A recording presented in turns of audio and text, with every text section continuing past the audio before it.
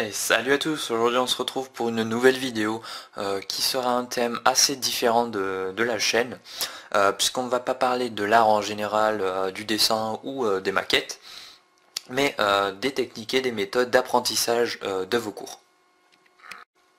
Donc je tenais à faire cette vidéo parce que j'entends beaucoup dire de personnes autour de moi qui n'arrivent pas à apprendre les leçons, les cours, ou alors qui arrivent à apprendre mais le lendemain ils oublient tout, ou alors le jour du contrôle ils oublient tout.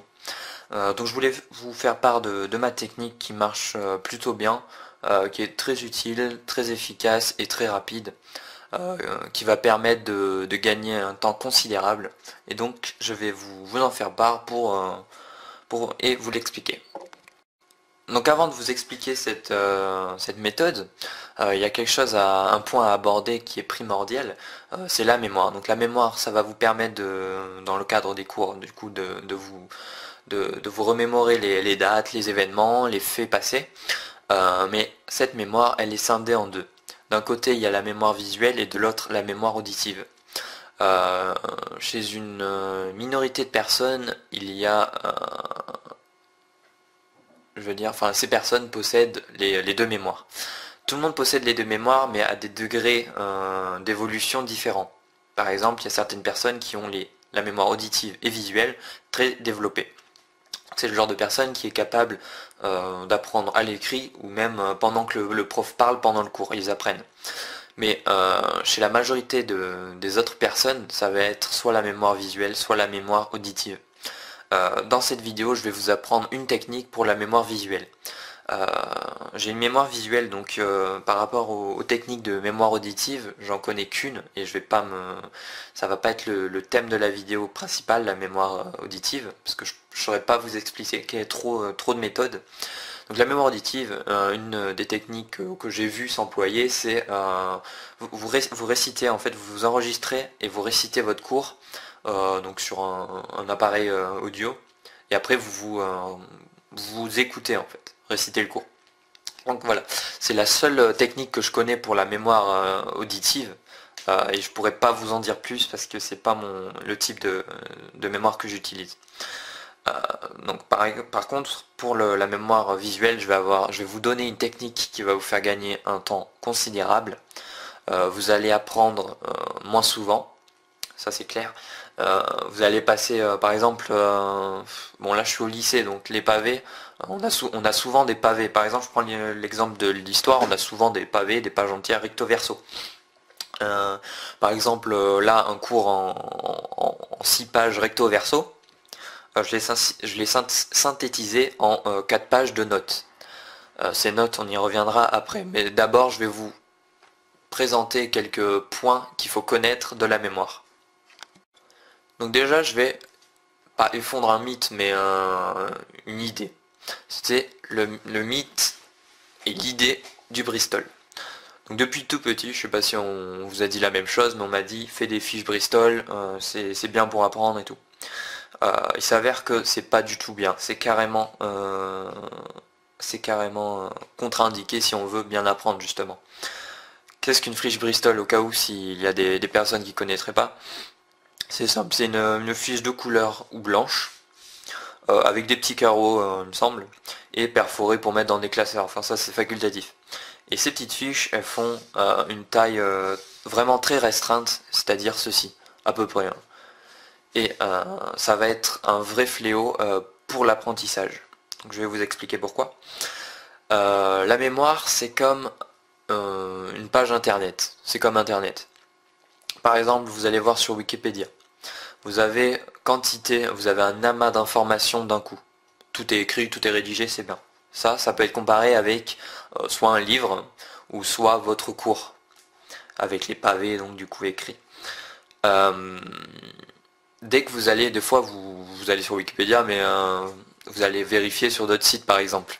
Donc, quand vous allez voir le même sujet sur un autre site, et du coup le moment où vous avez de la fin de lecture de la page Wikipédia et le moment où vous cliquez sur un autre site, donc du coup vous n'avez plus la page devant les yeux, ça change de page, et ben ça va vous faire un blackout. Un blackout dans le sens du terme où ça va tout effacer, toutes les informations que vous avez pu lire et apprendre sur la page Wikipédia, ça va les effacer direct. Ça va devenir le néant quoi, direct. Et vous allez engranger donc du coup les informations de l'autre page. Et après si vous refaites ça avec un autre site, bah, c'est pareil, ça efface toutes les pages en fait précédentes. Bah, c'est la même chose avec le Bristol et les fiches que vous pouvez faire pour réviser vos cours. Les fiches Bristol, comme c'est un format très restreint, vous pouvez mettre moins d'informations. Déjà, c'est un point négatif. Mais également, vu que c'est plus petit, c'est un format plus petit, donc déjà moins d'informations, mais également vous allez vouloir en mettre quand même un certain nombre. Vous n'allez pas mettre un mot pour une fiche Bristol. Donc vous allez vous tasser, vous allez écrire en tout petit, et du coup les informations vont être vraiment non espacées déjà. Donc un autre point négatif, c'est pas espacé. Enfin, à moins que vous vouliez utiliser 36 pages Bristol, ça va tout être collé quoi.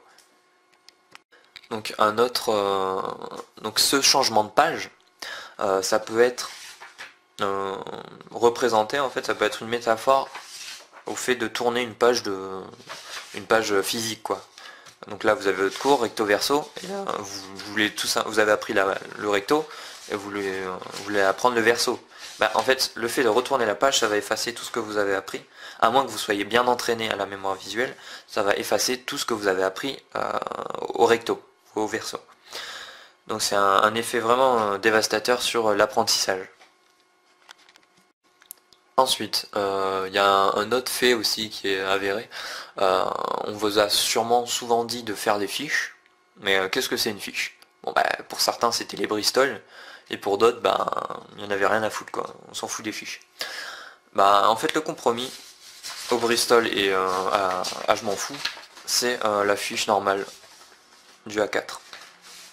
Donc je vais m'expliquer.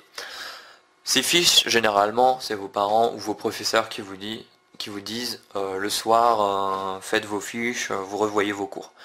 Personnellement, là je suis au lycée du coup, quand je finis à 18h parfois, j'ai pas trop envie de me faire des fiches là, alors que j'ai bossé toute la journée.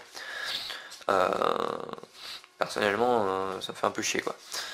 Et du coup, bah, j'ai trouvé une méthode très simple, donc là il va falloir se servir de vos autres camarades en cours, non pas leur demander de l'aide, mais ils vont vous aider sans le savoir.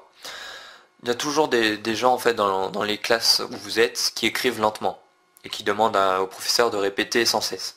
Vous allez vous servir d'eux, donc ça va retarder le cours, mais ça va vous servir pour un meilleur apprentissage personnel. À gauche, vous avez votre cours, vos pavés, vous rédigez tout, vous avez des phrases, c'est énorme, vous en pouvez plus.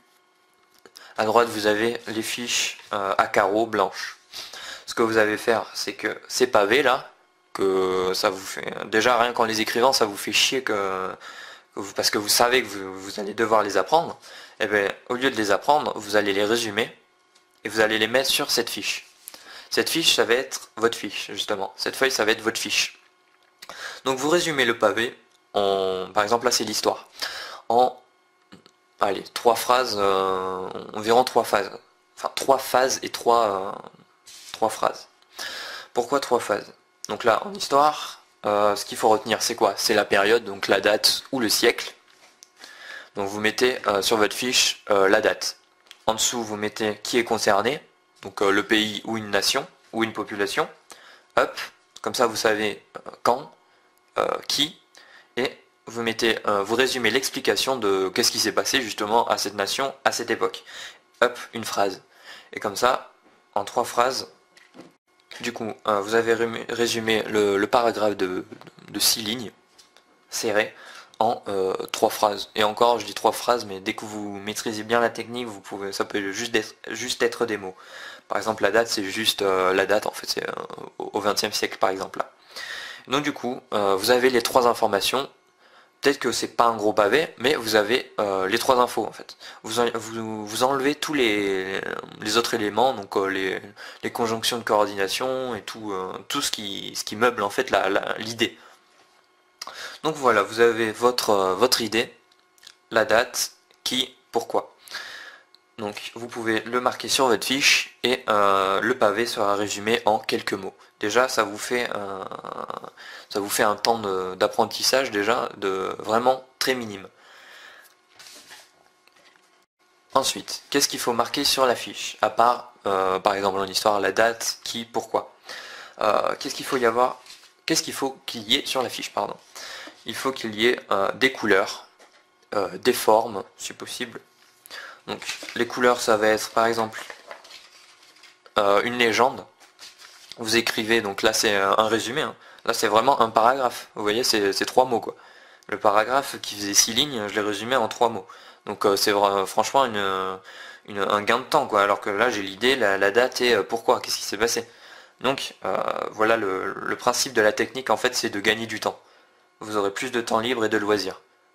Donc en gros c'est apprendre, mais en y passant le moins de temps possible. Et les résultats vous les verrez.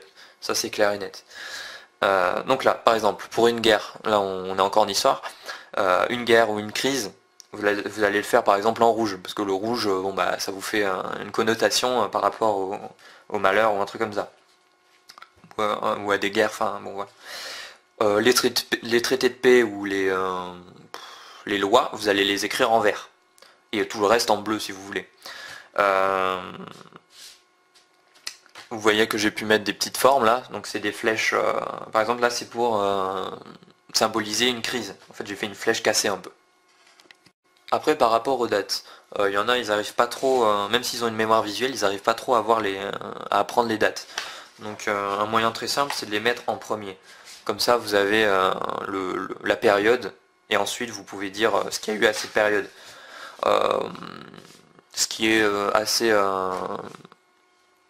intéressant, c'est de les mettre par exemple en gros ou en tout début de phrase.